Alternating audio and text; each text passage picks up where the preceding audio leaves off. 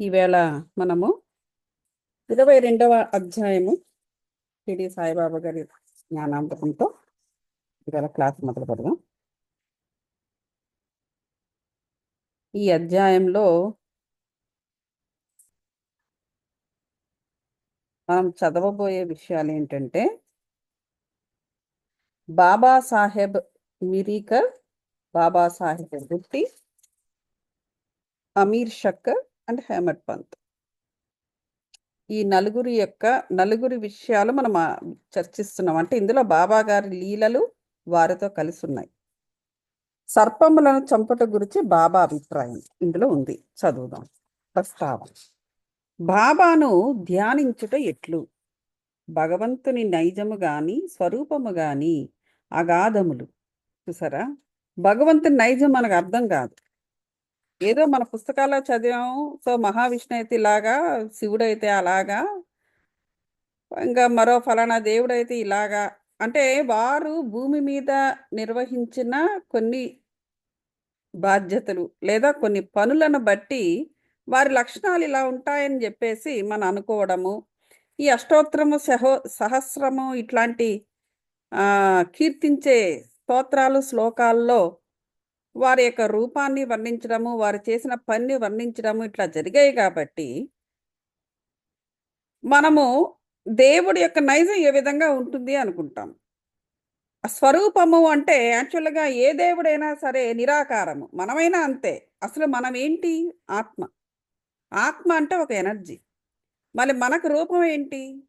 ఈ శరీరం ఉండడం వల్ల మనం ఆ పర్టికులర్ పీస్ ఆఫ్ ఎనర్జీకి ఈ శరీరం అనేది ఉండడం వల్ల ఇక ఫలానా వాళ్ళు ఇది, ఫలానా వాళ్ళు ఇదని చెప్పుకోవడం అనేది జరుగుతుంది. అలాగే వాళ్ళకైనా సరే.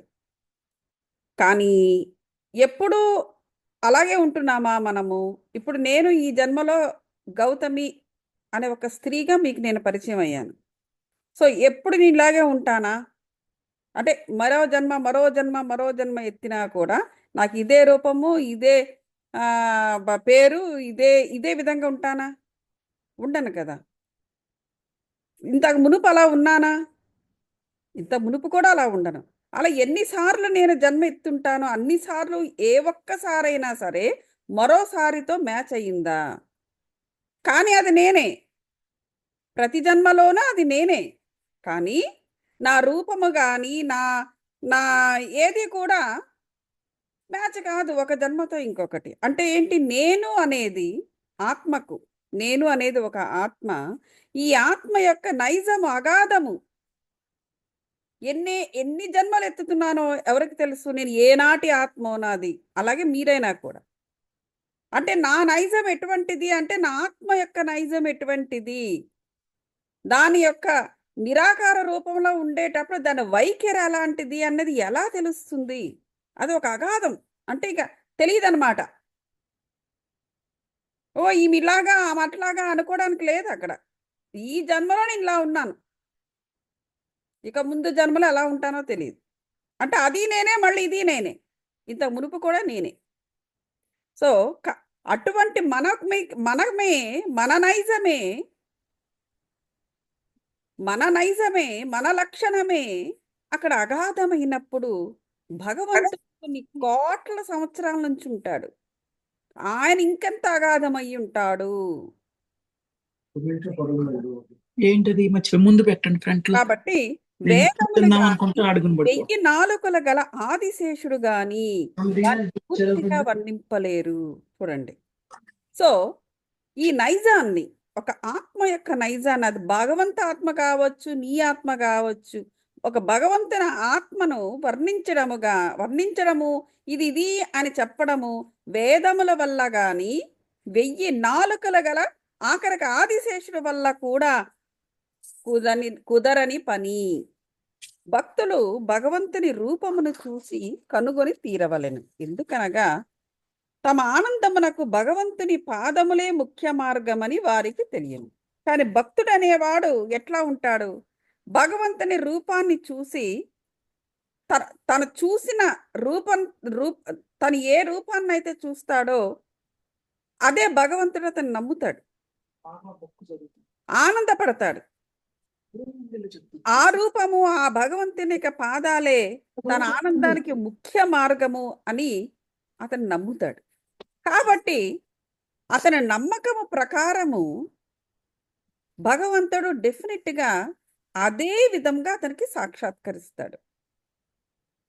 ఎందుకంటే దేవుడు ఎప్పుడూ కూడా భక్తుని యొక్క నమ్మకాన్ని వమ్ము చెయ్యడు. అది అది అక్కడ విషయం. ఇప్పుడు ఇంతమంది దేవుళ్ళు మనకు ఉండడానికి గల కారణం ఏమిటంటే, అంతమంది కూడా అన్ని రకాలుగానే నమ్ముతున్నారు. అది అక్కడ కారణం. అలా కాకుండా అందరూ కూడా ఒకటే రూపాన్ని నమ్మారనుకోండి, దేవుడు ఆ ఒక్క రూపంలోనే కనిపిస్తాడు. ఇప్పుడు అద్దం ఉంది. ఇది ఆది శంకరాచార్య సినిమాలో కూడా చూపించారు. చూడండి కావాలంటే ఆ సినిమాని. అందులోని ఈయన అతని దగ్గరకు వస్తారు. ఇన్ఫాక్ట్ పత్రిజీ గారే వేశారు. ఏంటి అతని యొక్క ఆ గురూజీ, ఆ స్వామి యొక్క రోలు మన పత్రిజీ గారే వేశారు. ఆది శంకరాచార్యుడు అక్కడికి వస్తాడు పెద్దవాడై. వచ్చినప్పుడు అతనికి సన్యాసము అంటే కోర్స్ ఆయన బ్రహ్మచర్యం చిన్నప్పటి నుంచే తల్లి దగ్గర నుంచి పర్మిషన్ తీసుకుని అవన్నీ చెట్టు పుట్ట పట్టుకొని ఆయన వెళ్ళిపోతాడు అంతా అది ఓకే. కానీ అఫీషియల్గా సన్యాస ధర్మాన్ని ఇవ్వాలి కదా, దానికోసము స్వామీజీ దగ్గరకు వస్తాడు ఆయన ఆది శంకరాచార్యుడు. అది ఆ రోల్ వేసింది మన పత్రిజీ గారే. సో అతనికి చెప్పిన మొట్టమొదటి సూత్రం ఏంటంటే ఆ స్వామీజీ అద్దం ఉంటుంది. ఆ అద్దాన్ని కింద పడేస్తే అదొక 20-30 అద్దంలో మొట్టమొదట ఆ స్వామీజీ ముఖం చూసుకుంటే ఆ స్వామీజీ ఒక్కరే కనిపిస్తారు. అది కింద పడేసిన తర్వాత అదొక 10-20 ముక్కలుగా చెల్లాచెదురైపోతుంది ఆ అద్దము. ఆ 20-30 రూపాల్లో చిన్న ముక్కల్లో కూడా అన్ని స్వామీజీలు కనిపిస్తారు. అద్దమే కదా అది. ఆ చిన్న చిన్న అద్దం ముక్కల్లో కూడా. ఇప్పుడు నేను అనేవాడిని ఎంతమందిని ఉన్నాను, ఒక్కడున్నానా అంతమంది ఉన్నానా అంటే శంకరాచార్యుడు అంటాడు మీరు ఒక్కరే ఉన్నారు అంటాడు. మరి ఇక్కడ నేను 10-20 ముక్కల్లో ఒక 10-20 స్వామీజీలుగా కనిపిస్తున్నాను ఏమిటి అంటాడు. అలా అదే అదే దేవుడు కూడా అంతే. అంటే నువ్వు చూసే దృష్టి, నీ యొక్క నమ్మకమును బట్టి అన్ని విధాలుగా దేవుడు కనిపిస్తాడు అనేసి ఆ సినిమాలో చూపిస్తాడు. సో అదే విధంగా ఇక్కడ మనకు ఇది అర్థమయ్యేంత వరకు కూడా ఇది అర్థమైపోయింది, నీ నమ్మకమే నీకు దేవుడు అని చెప్పేసి అంటూ ఉంటారు. నువ్వు ఎన్ని విధాలుగా నమ్మితే అన్ని రకాల రూపాలు దేవుడికి వస్తాయి అని ఒక్కసారి నీకు అర్థమైపోతే ఇక నువ్వు నెక్స్ట్ లెవెల్కి వెళ్ళిపోవచ్చు. అర్థం కానంత వరకు మానవుడు అక్కడే ఉంటాడు, ఆ స్థాయిలోనే మెయింటైన్ అవుతుంటాడు. అది తప్పు అని చెప్పడం కాదు అక్కడ, అది అంతే. మన దేవుణ్ణి అర్థం చేసుకునే విధానాన్ని మనము స్థాయిని పెంచుకుంటూ పోవాల్సి ఉంటుంది. సో ఇప్పుడు బాబా గారిని ఎలా ధ్యానించాలనే విషయంలో ఇక్కడ ఇవన్నీ చెప్పడం జరుగుతుంది. జీవిత పరమార్థమును పొందుటకు గురుని పాదములని ధ్యానించవలను గాని ఇంకొక మార్గము లేదని వారలకు తెలియను. ఎవరు?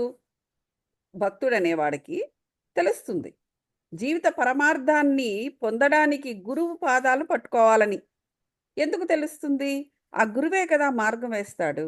సో కాబట్టి అలా మార్గం వేస్తున్న గురువు ఒకసారి సంపాదించుకున్నాడు అనుకోండి ఆ భక్తుడు, ఇంకా ఆ గురువును వదలడు. ఇంకొక మార్గం లేదని కూడా ఆ భక్తుడికి తెలుస్తుంది.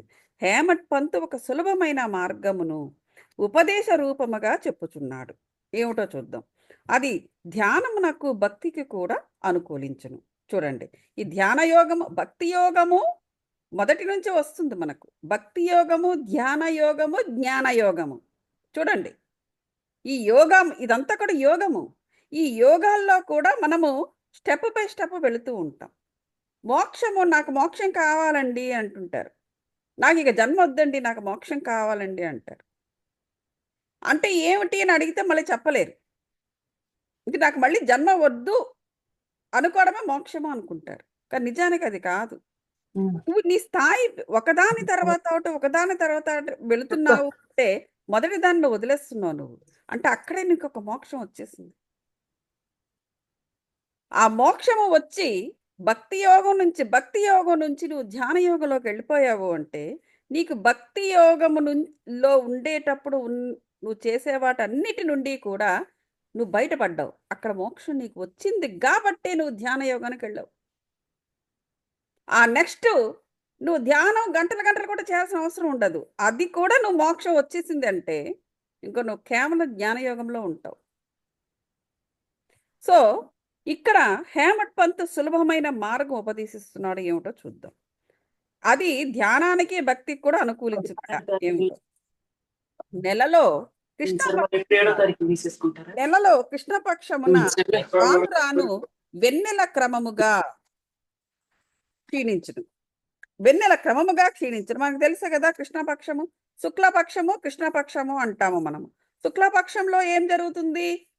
ఆ శుక్లపక్షంలో మనకు చంద్రుడు దినదిన ప్రవర్ధమానం అవుతాడు, అయ్యి ఫుల్ మూన్ వస్తుంది. కృష్ణపక్షంలో ఏమవుతుంది? ఆ ఫుల్ మూన్ వచ్చిన ఆయన మెల్లమెల్లగా క్షీణిస్తూ ఉంటాడు. అది అమావాస్య ఆఖరిని 15 రోజులకి. సో మన అట్లా శుక్లపక్షం కృష్ణపక్షం శుక్లపక్షం కృష్ణపక్షం మళ్ళీ జరుగుతూ ఉంటుంది. తుదక అమావాస్య నాడు చంద్రుడు కనిపించడు, తెలుసు కదా. వెన్నెల కూడా రాదు. అంటే ఏంటి? ఎండ్ ఆఫ్ ద కృష్ణపక్షం. శుక్లపక్షము ప్రారంభము కాగానే ప్రజలు చంద్రుని చూచుటకు ఆతృత పడుతూ ఉంటారు. మొదటి దినము చంద్రుడు పెద్దగా రాడు. రెండవ నాడు సరిగ్గా కనిపించడు, చిన్నగా అలా ఉంటాడు. అప్పుడు 2 చెట్టు కొమ్మల మధ్య గుండా చూడమంటారు. ఆతృతతో ఏకధ్యానముతో ఆ సందు ద్వారా చూచినప్పుడు దూరముగా ఉన్న చంద్రుని ఆకారము ఒక గీతలా కనిపిస్తుంది. జస్ట్ ఒక గీతలా. నెలవంక అంటే కొంచెం లా ఉంటుందేమో. కానీ రెండో రోజుని 2.5 డేస్కి ఇలా వచ్చిన గీతలా కనిపిస్తాడు ఆయన. వారప్పుడు ఆ గీతను చూసి సంతోషిస్తారు. ఈ సూత్రము అనుసరించి బాబా తేజమును చూచెదము గాక. బాబా కూర్చున్న విధానమును చూడుడు, అది ఎంత సుందరముగా ఉన్నది. వారు కాళ్లను ఒకదానిపై ఒకటి వేసి ఉన్నారు. కుడికాలు ఎడమ కాలిపై వేసి ఉన్నారు. కుడికాలుని ఎప్పుడు ఎడమ కాలిపై వేసి ఉంచుతారు. ఎడమ చేతి వ్రేళ్ళు కుడి పాదముపై వేసి ఉన్నారు. ఎడం చేతి వేళ్ళట ఆయన కుడి పాదంపై వేసి ఉన్నారు. కుడికాలి బొటన వేలు ఎప్పుడు చూపుడు వేలును మధ్య వేలును ఉన్నవి. కుడికాలి బొటన వేలిపై చూపుడు వేలిని మధ్య వేలిని పెట్టి ఉంచుతారంట. ఈ కూర్చున్న విధానాన్ని బట్టి చూడగా బాబా మనకి దిగువ విషయము నిశ్చయించుకున్నట్లున్నది. నా ప్రకాశమును చూడవలనంటే అహంకారమును విడిచి మిక్కిలి అణుకువతో చూపుడు వేలుకు మధ్య వ్రేలుకు నున్న బొటన వ్రేలుపై దృష్టిని సారించినచో ఆ ప్రకాశమును చూడగలరు. ఇది భక్తికి సులభమైన మార్గము అని చెప్పినట్టుగా అనిపిస్తూ ఉంటుందంట. అదేంటంటే చూపుడు వేలుకు మధ్య వేలుకు నున్న బొటన వేలుపై దృష్టిని సారించినచో ఆ ప్రకాశమును చూడగలరు. మనకి 5 ఫింగర్ కాన్సెప్ట్లో కూడా ఈ బొటన వేలు అనేది పరమాత్మ కదా. మనకి చూపుడు వేలు, ఇప్పుడు ఈ ఫింగర్ ఏంటి? పింకీ ఫింగర్, ఈ చిటికిన వేలు, ఇది శరీరము, ఇది మైండ్, ఇది బుద్ధి, ఇది ఆత్మ, ఇది పరమాత్మ. మనం ఎప్పుడైతే బొటన వేలుపై, ఇప్పుడు వాళ్ళు ఏమంటున్నారు? చూపుడు వేలు మధ్య వేలు. మనకి చూపుడు వేలు ఆత్మ, మధ్య వేలు ఏమిటి? బుద్ధి. ఈ బుద్ధికి చూపుడు వేలికి అంటే బుద్ధికి ఆత్మకి దగ్గరలో ఉన్న బొటన వేలుపై దృష్టి సారించినప్పుడు ఆ ప్రకాశంను చూడగలరు. అది భక్తికి సులభమైన మార్గము అని చెప్పేసి అంటున్నారు. అంటే మనము బాబా గారు కూర్చునే విధానాన్ని ఇప్పుడు పరిశీలించాలి. ఒక క్షణము బాబా జీవితమును గమనించదము. బాబా నివాసము వలన షిరిడి యొక్క యాత్రాస్థలం ఆయన. బాబా గారి నివాసం అక్కడ ఉండడం వలన, బాబా గారు అక్కడ నివసించడం వలన, ఆయన అంతమంది భక్తులను గ్యాదర్ చేయడం వలన షిరిడి ఒక యాత్రాస్థలం అయిపోయింది. అన్ని మూలల నుండి ప్రజలు అచట గుమిగూడి చుండిరి. బీదవారు గొప్పవారు కూడా అనేక విధముల మేలు పొందుచుండెడివారు. బాబా యొక్క అనంత ప్రేమను, ఆశ్చర్యకరమైన సహజమైన వారి జ్ఞానమును, వారి సర్వంతర్యామిత్వమును వర్ణించగలవారెవ్వరు. చూసారా? బాబా యొక్క అనంతమైన ప్రేమ, అతనికి చాలా సహజమైన ఆ జ్ఞానము, సర్వాంతర్యామిత్వము వర్ణించడము అలవి కాదట.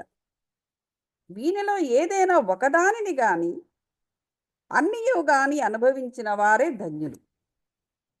ఎలా? ఒకటి ఆయనకు అనంతమైన ప్రేమ, రెండోది చాలా సహజమైన జ్ఞానం, ఇంకోటి ఏంటంటే సర్వాంతర్యామిత్వం అనమాట. అన్ని చోట్ల తానే ఉండడం.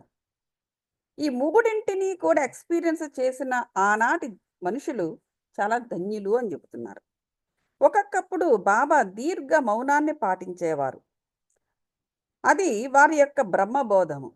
బ్రహ్మబోధము అంటే ఏంటంటే బ్రహ్మ బోధిస్తున్నప్పుడు, అంటే ఆ మౌనంలోనే మౌనంగా, మౌనము అంటే మౌనం గురించి మనం ఇంత మునుపు ఫుల్ మూన్ మెడిటేషన్‌లో మనం హోల్ నైట్ చేసినప్పుడు మౌనం గురించి మాట్లాడుకున్నాం. మౌనము అంటే కేవలము మౌత్ మూసుకొని ఉండడం ఒకటే కాదు. బ్రెయిన్ కూడా. బ్రెయిన్‌లో ఇంకా 2, 3 స్క్రిప్ట్‌లు నడవకూడదు. ఆలోచన రహిత స్థితిలో ఉండడం అన్నమాట. అది మౌనము. అంటే ఇంటర్నల్‌గా, ఎక్స్‌టర్నల్‌గా కూడా మనం సైలెన్స్‌లో ఉండాలి. ఆ సైలెన్స్‌లోనే ఏం జరుగుతది? బ్రహ్మబోధము జరుగుతుంది. దేవుడు కనెక్ట్ అవుతాడు. ఎందుకు? అలాంటి ఆలోచన రహిత స్థితిలో ఉన్నప్పుడు లైఫ్ ఎనర్జీస్ మనకి కాస్మిక్ ఎనర్జీస్ మనలో ప్రవేశిస్తాయి. కాస్మిక్ ఎనర్జీలో ఉన్నది ఎవరు? దేవుడు. ఇలాంటి గురూస్, ఏంజెల్స్, డివైన్ ఏంజెల్స్. నేను టాకింగ్ అబౌట్ డివైన్. ఈ divine angels, divine souls, divine gurus, అలాగే పరమాత్మ లేదా పూర్ణాత్మ ఆ ఎనర్జీస్‌లో నిక్షిప్తమై ఉంటారు. ఎప్పుడైతే ఆ దైవ పరంపర, ఆ ఎనర్జీ ద్వారా మనలోకి ప్రవేశం జరుగుతుందో, జ్ఞానం అనేది, ఆ బోధన అనేది అలా కంటిన్యూయస్‌గా జరుగుతూ ఉంటుంది. అదే జ్ఞానయోగము. జ్ఞానయోగం అంటే ఏమిటండి? ధ్యానం చేసిన తర్వాత వచ్చేస్తుందా అంటే, ధ్యానయోగము నుంచి కూడా నువ్వు బయటపడగలగాలి. ఏది కూడా శాశ్వతంగా మనం ఒక దగ్గర ఉండిపోవడానికి లేదు. మన ఆత్మ ఎవల్యూట్ అయిపోతూ ఉండాలి. భక్తి యోగంలో ఉన్నన్నాళ్ళు భక్తి యోగము, తర్వాత ధ్యాన యోగము, తర్వాత జ్ఞాన యోగము. అంటే ఏంటి? నువ్వు అక్కడ ఫోకస్ చేయగలగాలి. అంత శక్తిని బ్రెయిన్‌కి రాగలగాలి. అలా వచ్చేసింది అంటే నువ్వు జ్ఞాన యోగంలోకి ప్రవేశం జరిగిపోతుంది. సో, బ్రహ్మబోధము వారికి ఆ విధంగా జరుగుతూ ఉంటుందన్నమాట. అందువల్ల ఆయనకి దీర్ఘ మౌనంలో ఉంటూ ఉంటారంట. ఎవరు? బాబాగారు. ఇంకొకప్పుడు చాలా చైతన్య గనులుగా ఉండేవారు.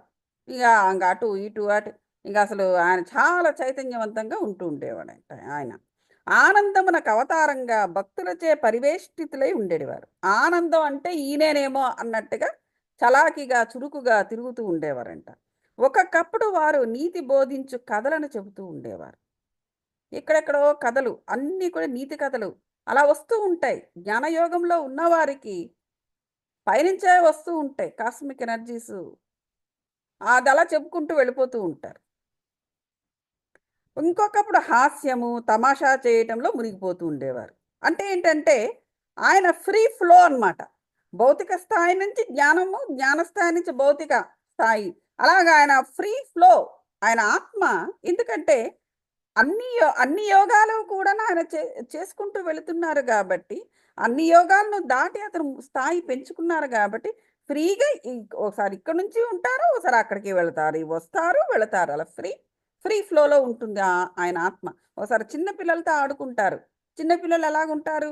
భౌతిక స్థాయిలో ఉంటారు. వాళ్ళకి జ్ఞానం అనేది ఉంటుందా? అంటే ఇది అంటే ఆఫ్‌కోర్స్ వాళ్ళ ఆధ్యాత్మిక మైండ్ ఉంటుంది. అందువల్ల వాళ్ళ కాస్మిక్ ఎనర్జీసే వాళ్ళని పెట్టి పోషించేస్తూ ఉంటాయి. వాళ్ళే ఇంట్లో ఎంత తింటారేమిటి? సగం తింటారు, సగం పడేస్తారు. అయినా వాళ్ళు బలంగా ఉంటారు. సో, వాళ్ళకి న్యూట్రిషన్స్ అన్నీ కూడా కాస్మాస్ నుంచి అందుతూ ఉంటాయి. ఆధ్యాత్మిక మైండ్‌తో అవన్నీ వాళ్ళు సేకరించుకుంటూ ఉంటారు. కాబట్టి ఆధ్యాత్మిక మైండ్ ఉంటే ఉండు గనక. కానీ వాళ్ళు జ్ఞానయోగంలో ఇంకా లేరు. భౌతిక స్థాయిలోనే ఉన్నారు. సో, ఆ స్థాయికి కూడా బాబా గారు ఎళ్ళిపోతూ ఉండేవారు. పిల్లలతో ఆడుకుంటూ ఉండేవారు. మళ్ళీ జ్ఞానయోగానికి అట్లా ఫ్రీ ఫ్లో అన్నమాట. అయితే ఒకప్పుడు సూటిగా మాట్లాడుతూ ఉండేవారట. ఇంకొకప్పుడు చాలా కోపోద్దీపితుడై ఉండేవారట. చాలా కోపంగా ఉండేవారట. ఇంకొకప్పుడు దీర్ఘ వివాదంలోకి దించేవారంట.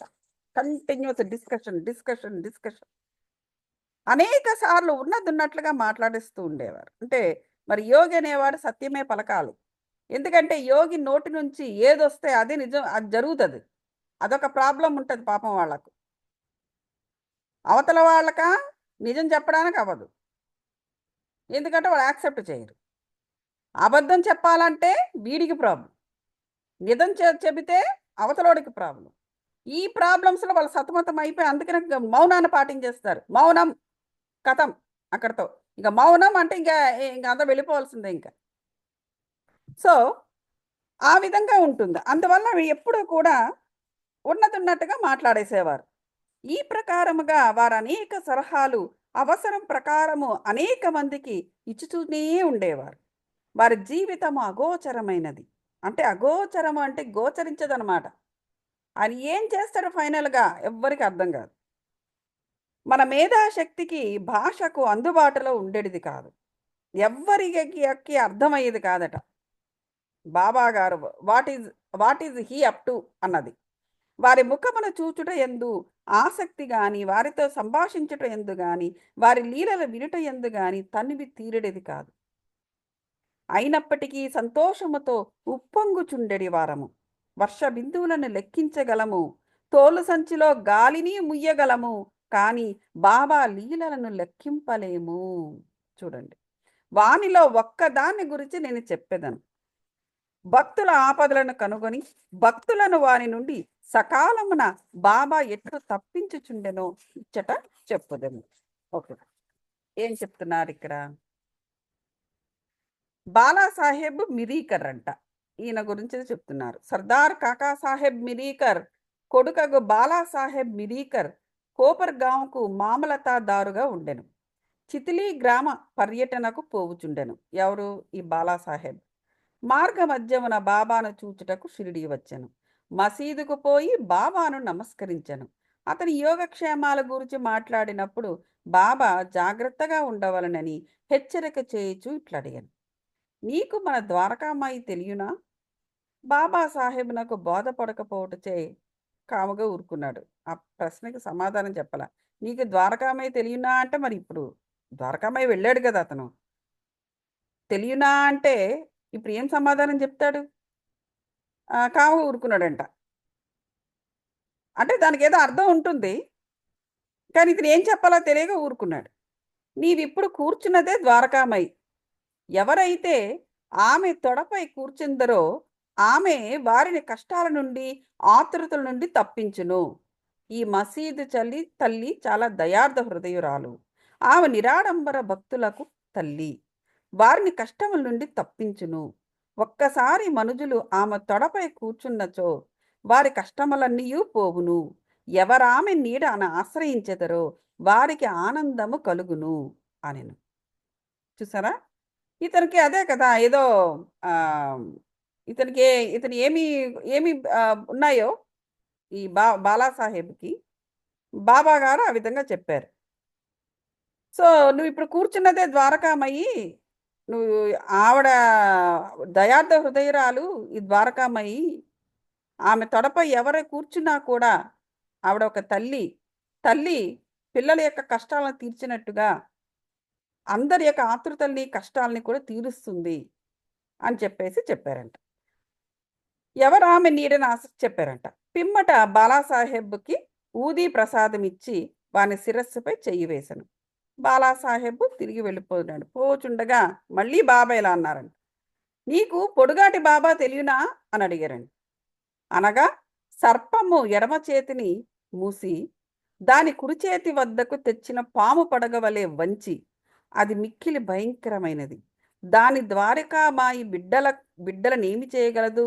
ద్వారకామాయి కాపాడుచుండగా ఆ సర్పమేమి చేయగలదు అని అన్నారంట. ఏంటి తానే అనగా సర్పం ఎడమ చేతిని మూసి దాని కుడి చేతి వద్దకు తెచ్చి పాము వలె అంటే అక్కడికి ఒక పాము వచ్చింది. ఆయన పట్టుకొని అలా చెప్పారట. అక్కడున్న వారందరికీ దీని భావము తెలుసుకొనుటకు, దానికి మిరీకరకు కల సంబంధాన్ని తెలుసుకొనుటకు కుతూహలపడుతున్నారు. సరే ఆయన అలా అడిగాడు. తర్వాత ఊదీ ప్రసాదం తీసుకున్నాడు. బాబాగారు ఆశీర్వదించారు. తిరిగి అతను వెళ్ళిపోతూ ఉండగా సడన్‌గా అక్కడ ఒక సర్పం వచ్చింది. దాన్ని పట్టుకున్నారు ఎడమ చేతులతో మూసి. ఇది కుడి చేతి వద్ద తీసుకొచ్చి పాము పడగ ఇలా పట్టుకొని, ఇది చాలా భయంకరమైనది. ద్వారకామయ్య బిడ్డలకి ఇదేం చేస్తుంది అనేసి అన్నారు. ఇదంతా చూస్తున్న వాళ్ళకు దీనికి ఎలా లింక్ ఏమిటి అనేసి ఆతృతగా వింటున్నారు. కానీ బాబా ఈ విషయంని అడుగుటకు ధైర్యం ఎవరికీ లేకుండెను. బాలాసాహెబ్ బాబాకు నమస్కరించి మసీదు విడిచి శ్యామతో వెళ్ళిపోయాను. బాబా శ్యామాని పిలిచి బాలాసాహెబ్తో చితిలి వెళ్ళి ఆనందించమనెను. మళ్ళీ శ్యామాని వెనక్కి పిలిచి బాబా అన్నారంట, ఆయనతో కలిసి నువ్వు చితిలి వెళ్ళు అని. బాబా ఆజ్ఞానుసారము శ్యామ కూడా తన వెంట వచ్చునని బాలాసాహెబ్తో చెప్పాను. అసౌకర్యముగా ఉండునని కాన రావద్దని బాలాసాహెబ్ శ్యామతో చెప్పాను. నీకు అసౌకర్యంగా ఉంటుంది, ఇప్పుడు అంత దూరం నాతో వస్తే వద్దులే అని చెప్పాడంట.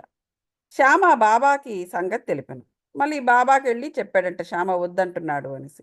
అప్పుడు బాబా ఇట్లా అన్నాడు, సరే వెళ్ళకు, వాని మంచి మనం కోరుకున్నాము, ఏది నుదుటి మీద వ్రాసిందో అదే జరుగుతుంది అని చెప్పేసి బాబా గారు అన్నారట. ఏమిటో చూద్దాం. ఈ లోపల బాబా సాహెబ్ తిరిగి ఆలోచించి శ్యామాని వెంట రమ్మనండి. మళ్ళీ ఏమనుకున్నాడో శ్యామ మళ్ళీ తిరిగి ఆలోచించాడు బాలాసాహెబ్. ఆలోచించి శ్యామాని వెంట రమ్మన్నాడు.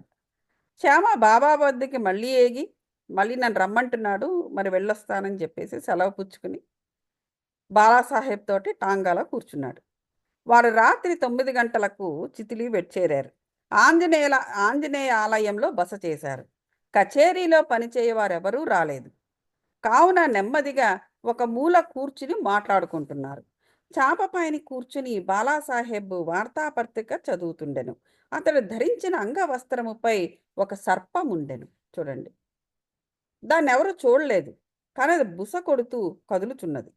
ఆ ధ్వని ఒక నౌకరు విన్నాడు. అతడు ఒక లాంతర తెచ్చి సర్పంను చూసి పాము పాము అని అరిచాడు. బాలాసాహెబ్ భయపడ్డాడు. వణుకుట ప్రారంభించాడు. శ్యామ కూడా ఆశ్చర్యపోయాడు. అందరూ మెల్లగా కట్టెలను తీశారు. బాలాసాహెబ్ నడుము నుండి పాము దిగుటకు ప్రారంభించాడు. అంటే ఆల్రెడీ అది ఆయన అంగవస్త్రం అంటే ఆల్రెడీ వేసుకుని ఉన్నాడు ఆయన. అతని అంగవస్త్రముపై పాము ఉంది అంటే అతని నడుము మీద పాము ఉంది. అయితే అందరూ భయపడుతున్నారు. ఈయన కూడా అందరూ ఆశ్చర్యపోయారు. అయితే ఇంకా తన మీదే పాము ఉండడంతో ఈయన భయపడుతున్నాడు బాలాసాహెబ్. అందరూ మెల్లగా కట్టెలు పట్టుకున్నారు, దాన్ని ఏదైనా చేసి ఆ పాముని కిందకి దింపాలని. మొత్తానికి అతని నడుము నుండి కిందకి దింపారు ఆ పాముని. దాన్ని కొట్టి చంపేశారు. ఈ ప్రకారంగా బాబా ముందుగా హెచ్చరించి బాలాసాహెబ్ను హాని నుండి తప్పించరు. బాబా యందు బాలాసాహెబ్ గల ప్రేమ దృఢమయ్యను. సో ఈ విధంగా బాబా గారికి ముందుగానే తెలుసుకుని వారిని ప్రమాదాల నుంచి తప్పిస్తూ ఉంటారు. సో భక్తునికి గురువు లేదా భగవంతునికి మధ్య ఉన్న సంబంధం ఆ విధంగా ఉంటూ ఉంటుంది. మనం మొదట్లోనే చదువుకున్నాం మనం. అది భక్తుని యొక్క నమ్మకం ఎలా ఉండాలి అంటే జీవిత పరమార్థాన్ని పొందడానికి ఆ గురువు యొక్క పాదాలే నాకు మార్గము అని చెప్పి, అంటే ఇక్కడ ఏం కనిపిస్తుందంటే శరణాగతి అంటారు దీన్ని. శరణాగతి కనిపిస్తుంది. ఇది కూడా మనం పాటించాల్సిన 3 ధర్మాల్లో ఒకటి శరణాగతి. సరెండర్నెస్.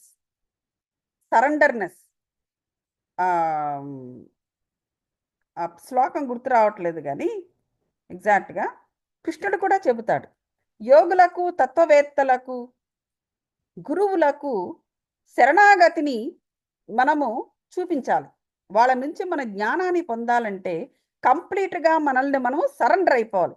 సాష్టాంగ నమస్కారం అనేది అలాంటి శరణాగతి అనే దాంట్లో నుంచి వచ్చినది. సాష్టాంగ నమస్కారం ఎలా చేస్తాము? మొత్తము బాడీ అంతా కూడా ఫ్లాట్గా భూమి మీద తాకుతూ, ఆఖరికి బుర్ర కూడా భూమి మీద తాకుతుంది. అంటే అది శరణాగతి అన్నమాట. అలాంటి సాష్టాంగ నమస్కారము గురువులకు, తత్వవేత్తలకు, అలాగే యోగులకు, గురువులకు చేసి అంటే మనల్ని మనం అంతలాగా పూర్తిగా సమర్పించుకున్నాకే నువ్వు జ్ఞానాన్ని తీసుకోవడం అనేది జరుగుతుంది. సమర్పణ అనేది అసలు యాక్చువల్గా ఈ సమర్పణ అనే మాట నేను నిన్న ఎవరితోనో అంటే వేరే ఒక సందర్భంలో నాకు తెలియకుండానే వచ్చింది యాక్చువల్గా సమర్పణ అనేది. అది అది ఎప్పుడు సాధ్యమవుతుంది అంటే ప్రేమ అనేది ఉన్నప్పుడు గురువుతో నువ్వు లింక్ లింకు నువ్వు నీకు గురువుకి మధ్య లింక్ ఏంటి? బాబా గారు యొక్క అధ్యాయాలు ఇప్పటి వరకు మనం చదువుతున్నాం. గురువుకిను శిష్యుడికి ఉండే లింక్ ఏంటి? ఎలా లింక్ పడుతుంది? ప్రేమ, భక్తి. ప్రేమ, భక్తి ఈ రెండిటి ద్వారానే గురువుతో మనము లింక్ పడుతుంది మనకు. అది లేనప్పుడు నిన్ను నువ్వు సమర్పించుకోలేవు. అది గురువుతో కావచ్చు, దేవుడైనా కావచ్చు. నాకు ఇప్పుడు ఈ క్షణం నాకు అర్థమవుతుంది అసలు ఆ మాట ఎందుకు వాడానా అని. ఇర్రెలవెంట్గా ఒకరితో నేను మాట్లాడుతూ అంటే టెక్స్ట్ చేస్తూ, సో ప్రాబబ్లీ ఇదేదో బోధించాలని నా ఆత్మ ఇది బోధించాలని అనుకున్నట్టుంది అవతల ఆత్మకు. బట్ ఎనీవే, సో ఆ విధమైన లింక్ ఏర్పడినప్పుడు, ఆ విధంగా సరెండర్నెస్ అనేది అక్కడ ఉన్నప్పుడు ఆటోమేటిక్గా గురువు అనేవాడు ఏం చేస్తాడంటే వాడు ప్రమాదాల్లో పడుతుండేటప్పుడు ఆ విధంగా తప్పిస్తాడనమాట. అది ఇక్కడ మనకు చెప్పుకున్నాము. అలాగే నెక్స్ట్ ఇది బాపు సాహెబ్ బుట్టి. చూడండి, నానాసాహెబ్ డెంగ్లే అను గొప్ప జ్యోతిష్కుడు బాపు సాహెబ్ బుట్టి షిరిడీలో ఉండున్నప్పుడు ఒకనాడు ఇట్లా అనట. ఎవరు? ఈ నానాసాహెబ్ డెంగ్లే అనే ఒక జ్యోతిష్కుడు బాపు సాహెబ్ బుట్టి అను వాణితో ఇలా అన్నాడంట. ఈ దినము అశుభము, నీ ప్రాణమునకు హాని గలదు. ఇది బాపు సాహెబ్ అని చెప్పాడంట. ఎవరా జ్యోతిష్కుడు చెప్పంగానే మనల్ని చెబితే ఎవరైనా కొంచెం భయపడతారు కదా. బాబా సాహెబ్ కొంచెం చలించిపోయాడంట. ఆయన యథాప్రకారం మసీదుకి రాగా బాపు సాహెబ్తో ఇట్లా అన్నాడంట. ఈ నాన్న ఏమన్నాడు అంటే అక్కడ లేడు బాబా. ఈ సంభాషణ ఎక్కడ ఎవరితో జరిగింది? ఆ నానా అనే జ్యోతిష్కుడు ఈ బాపు సాహెబ్ మధ్య ఎక్కడో జరిగింది. అది విన్న తర్వాత ఈయన కొంచెము చలించిపోయి మానసికంగా బాబా దగ్గరకు వచ్చాడు. అదేదో ఈయన ముందే జరిగినట్టు బాబా గారు ఏమడుగుతున్నారు? ఇంతకా ఆ నాన్న ఏమన్నాడు నీతోటి? నీకు మరణం ఉందని చెప్తున్నాడు. సరే, నువ్వు భయపడకు, వానికి ధైర్యం ఇట్లు చెప్పుము, వానికి ధైర్యంతో ఇలా మాట్లాడు వాళ్ళతో, మృత్యువు ఎట్లు చంపనో చూస్తాను నేను అనేసి ధైర్యంగా అతనికి చెప్పు అని చెప్పేసి బాబా గారు అంటున్నారు. ఆనాటి సాయంకాలము బాపు సాహెబ్ బుట్టి మరుగుదొడ్డికని పోయాడట. ఎవరు? ఈ బాపు బుట్టి. అక్కడక్క అతను పావును చూశాడు. అతను నౌకరు దాన్ని చూశాను. ఒక రాయి ఎత్తి కట్టబోయాను. బాపు సాహెబ్ పెద్ద కర్రను తీసుకురమ్మని చెప్పాను. నౌకరు కర్రను తీసుకుని వచ్చినంతలో పాము కదిలిపోయి అదృశ్యమైపోయింది. ధైర్యంతో ఉండమని ఆడిన బాబా పలుకులను బాబా సాహెబ్ జ్ఞప్తికి తెచ్చుకుని సంతోషించాను. అది. సో ఇప్పుడు ఇక్కడ ఏం చెప్పబోతున్నారంటే బాబా గారు, ఆయన ఎవరో అన్నాడు నీకు మరణం ఉంది అని. అనంగానే ఇతను మానసిక భయాన్ని పెట్టేసుకున్నాడు. మరణము అన్నంగానే ఒక భయం అనేది ఉంటుంది. అంటే ఏంటి? ఇతని యొక్క ప్రతి మనిషికి కూడాను 4 రకాల భయాలు ఉంటుంది. ఒకటి ఏంటంటే శారీరక భయము, మానసిక భయము, బుద్ధి భయము, ఆత్మ భయము. ఈవెన్ యోగికి కూడా ఉంటుంది. కానీ యోగి అనేవాడు నాలెడ్జ్ సీకర్ కాబట్టి ప్రతి భయం నుంచి కూడా వాడు ఏదోటి నేర్చుకుని జ్ఞానాన్ని పొంది వాడు ముందుకెళ్ళిపోతాడు. కానీ వాడికి వస్తాయి ప్రాబ్లమ్స్, కష్టాలు అనేవి. ఎందుకంటే ఈ భయాలన్నిటినీ కూడా అధిగమించాలి. భయం వల్ల మనకి ఏం కలుగుతుంది? ఎన్నో కలుగుతాయి నష్టాలు. కష్టాలు, నష్టాలు, ఏడుపులు, గోల అన్నీ కూడా భయం వల్లే జరుగుతూ ఉంటుంది. కాబట్టి వీటన్నిటిని వాడు అధిగమించడానికి వాడు రెడీ అవుతాడు. సామాన్యుడు ఇంకా రెడీ కాడు. వానికి లొంగిపోయి ఉంటాడు. కానీ ఈ 4 రకాల భయాలనేవి ప్రతి మనిషిని ఊపుతూనే ఉంటాయి. సో, ఇప్పుడు ఈ ఈ ఈ పర్టిక్యులర్ వ్యక్తి, ఈ బాపు సాహెబ్ బుట్టి అనేవాడు మానసిక భయాలు కలిగినవాడు. సో, అటువంటి మానసిక భయం కలిగిన వాడికి ఏం కావాలి? ఆ భయాన్ని అధిగమించి ధైర్యం కావాలి వాడికి. మానసిక స్థైర్యము, ధైర్యము. అందుకే అంటారు కదా! మానసిక స్థైర్యము, ధైర్యము అనంగానే మనకి దేవి రూపాలు మనకు చెప్తూ ఉంటారు. దుర్గా లేకపోతే ఇంకా దేవి నామాలు ఇవన్నీ కూడాను. వారికి ఆహ్, న స దేవికి సంబంధించిన స్తోత్రాలు కూడా చదవమని చెబుతూ ఉంటారు. ఎక్కడికైనా వెళ్ళినప్పుడు. ఆ మానసిక స్థైర్యము, ధైర్యము ఆ ఆత్మకు కావాలి ఇతనికి. ఎందుకంటే మానసిక భయాలు కలిగినవాడు కాబట్టి. ఆ భయాల నుంచి బయట పడేశాడనమాట బాబా. ఆ పాము అనేది అది నిజము కాదక్కడ. కానీ ఆ పామును చూసిన వెంటనే అతను భయపడిన మాట నిజమే కావచ్చు గాని, ధైర్యంగా ఎదుర్కోవడానికి ముందుకెళ్ళాడు. ఎందుకు? బాబా గారు చెప్పిన మాటలు జ్ఞప్తికి తెచ్చుకుని, ధైర్యంతో ఉండమని చెప్పిన మాటలు జ్ఞప్తికి తెచ్చుకుని, ఆయన ధైర్యంగా ఆ కర్ర పట్టుకొని, పెద్ద కర్ర పట్టుకొని ముందుకెళ్ళాడు. ఈ లోపల పాము అదృశ్యం అయిపోయింది. సో, ఆ విధంగా మానసిక భయాల నుంచి భయాలను తొలగించుకోవాలని ఈ కథ మనకు చెబుతుంది. అంటే ఏంటి? జీవిత పరమార్థము ఒక గురువు యొక్క మార్గమని తెలిసిన నాడు, గురువు యొక్క మార్గమే, గురువే జీవిత పరమార్థమని నువ్వు పూర్తిగా శరణాగతి నువ్వు సరెండర్ అయిపోయిన నాడు, నీ యొక్క మానసిక భయాల నుంచి కూడా నువ్వు బయట పడతావు అని దీని అర్థము. ఓకే మాస్టర్స్, మనం ఇక్కడ ఆపుదాము. తర్వాత అమీర్ షక్కర్ గురించి రేపు చెప్పుకుందాం. ఓకే?